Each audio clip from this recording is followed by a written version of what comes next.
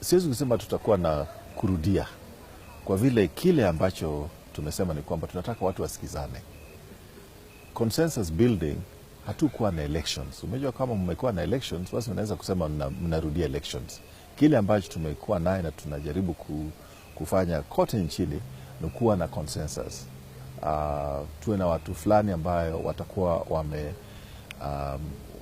wamekuwa viongozi wa chama katika county, alafu tutakuwa na wengine katika constituency, alafu tutakuwa na wengine katika ward. Wale ambao hawajapata nafasi katika county, wengi watapata nafasi zaidi katika constituency, na wale ambao hawatapata nafasi katika constituency, wengine watapata katika county. Kwa hivyo kuna vitu vya kutosha, na sisi tungependa kuhakikisha kwamba watu wameingia kwa wingi katika chama. Hata hii maneno ya presidential campaign team, ningependa kusema kwamba tutaongeza wengine pia, kwa vile katika nchi yetu tuko na 54,000 polling stations, na hii itahitaji Wakenya kwa jumla wajitokeze. Na tukisikia kwamba pia kuna watu wengi ambao wanapigania viti kule Mandera, kwa upande mwingine inakuwa frustration kidogo, kwa ajili tungependa kama tungesikizana haraka, lakini kwa upande nyingine tunakuwa na furaha kwa ajili hiyo. Ni kusema kwamba kuna watu wanapenda hii chama chetu. Umejua kama hakuna watu kuvurugana kidogo na kuvutana huku na kule, basi ingekuwa ni wazi kwamba watu hapendi chama cha Jubilee. Kwa hivyo kwa upande moja tunafurahi, lakini tungependa tutatue hayo kwa ile njia ya amani na kwa njia ambayo kila mtu ataridhika naye. Ukweli ni kwamba kwa siasa si kila mtu ataridhika, lakini tutajaribu vile iwezavyo, kwa vile kwa wakati huu kile ambacho tunajaribu kufanya ni kwamba tuhakikishe kwamba tumeweka zile maofisi kule mashinani ambayo itatusaidia kuhakikisha kwamba tumefanya kampeni mzuri ya chama, ndio ikifika August mwaka huu rais wetu apate nafasi tena kutumikia nchi yetu ya Kenya.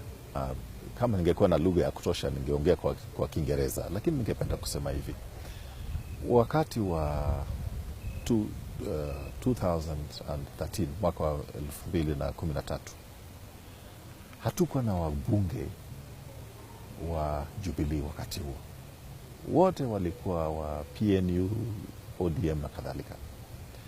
Kwa wakati huu, ingawa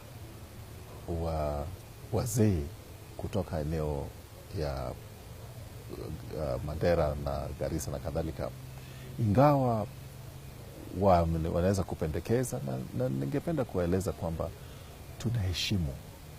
tunaheshimu ile heshima ambayo tuko naye kwa watu wa Mandera.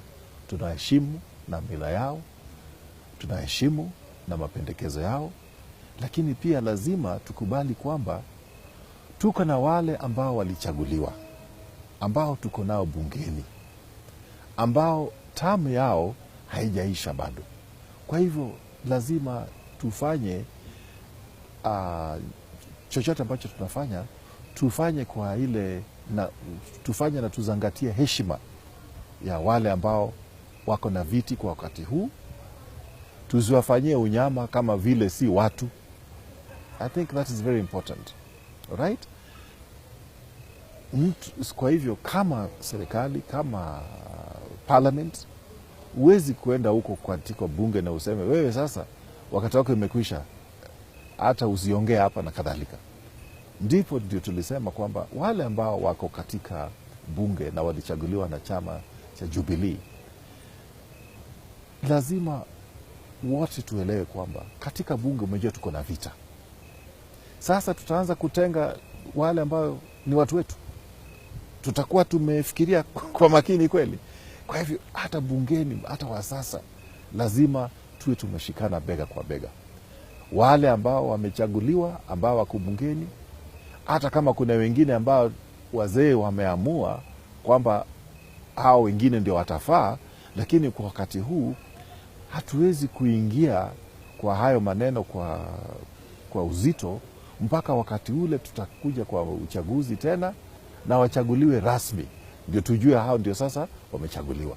So I think hata wazee na watu wa Mandera na watu wa eneo zingine wangetuhurumia kidogo, kwa vile nikienda bungeni na nahitaji ule kura ya yule ambao nyinyi wenyewe ndio mlitupatia, na tunahitaji kura yake, na sasa tuanze kumtendea kinyama, tusimheshimu, basi tutaendelea na kazi ya mkoa njia gani?